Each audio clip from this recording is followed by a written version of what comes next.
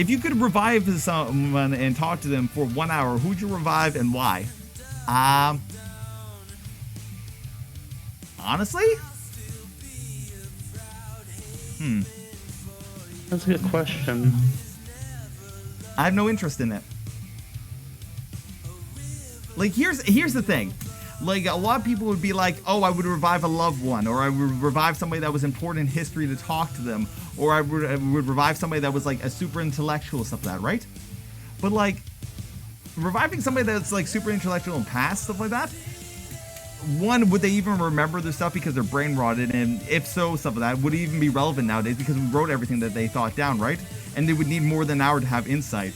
If I revive somebody like for political stuff, like, oh no, you got assassinated, we never found out who killed you, and this changed history. Well, time has gone on so far that it doesn't matter anymore.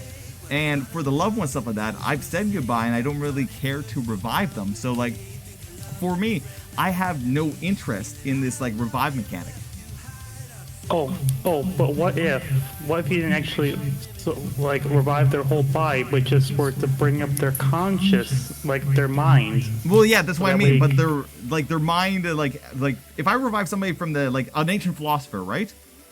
Well, they're just too old and out of touch in order to actually have any impact today, especially within an hour time period.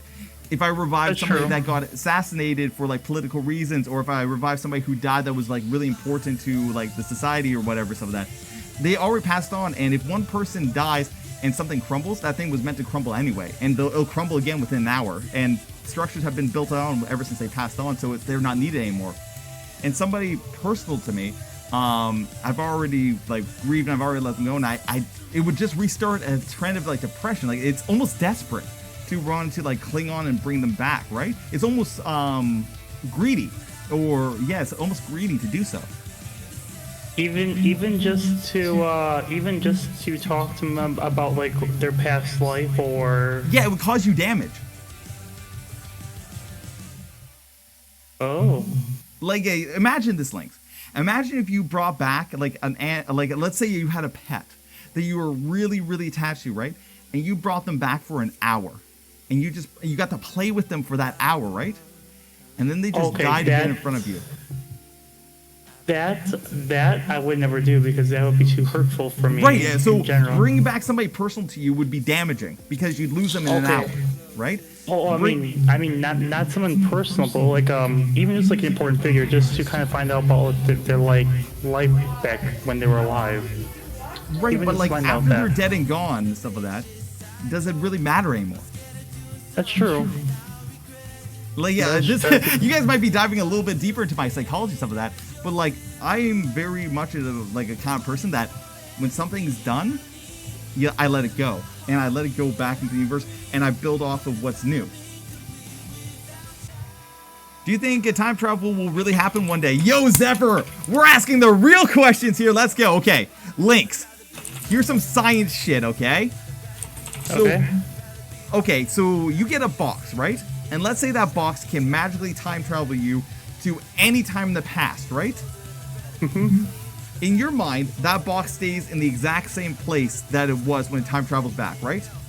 Like, it has no propulsion, it just goes back in time, right? Yeah. Okay, so something that's little known to most people, but is known to us scientists, the Earth fucking rotates around the sun, right? But it doesn't rotate in a perfect fucking circle. It actually changes its rotation literally every single time and minorly moves through like a really wide-spanning rotation.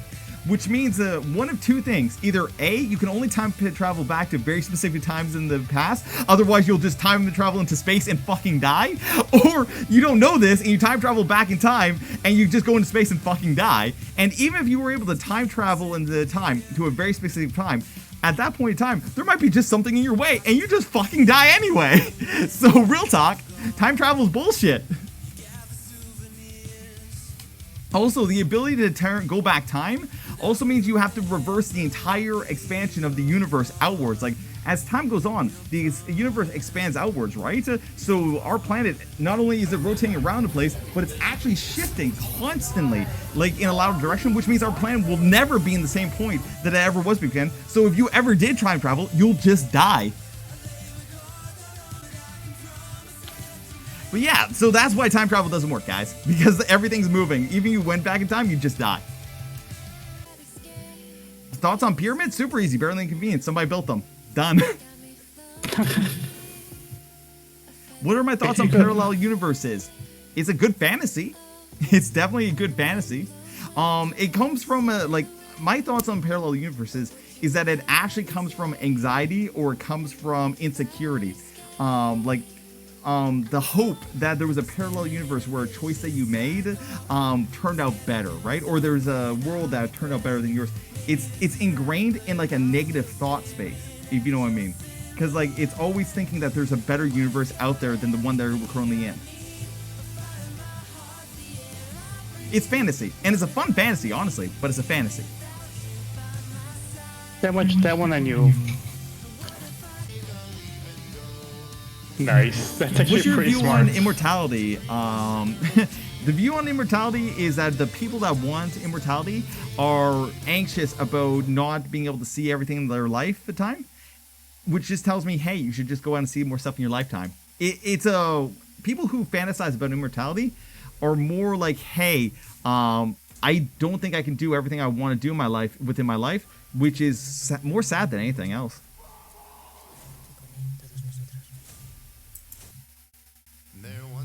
Yeah, I have had that feeling like I don't have enough time to do everything I want to do in my life. But that was when I was in more like a depressive state. Yeah. Yes, exactly. Because there's rot inside. Only people that are having rot going on inside really want to be immortal.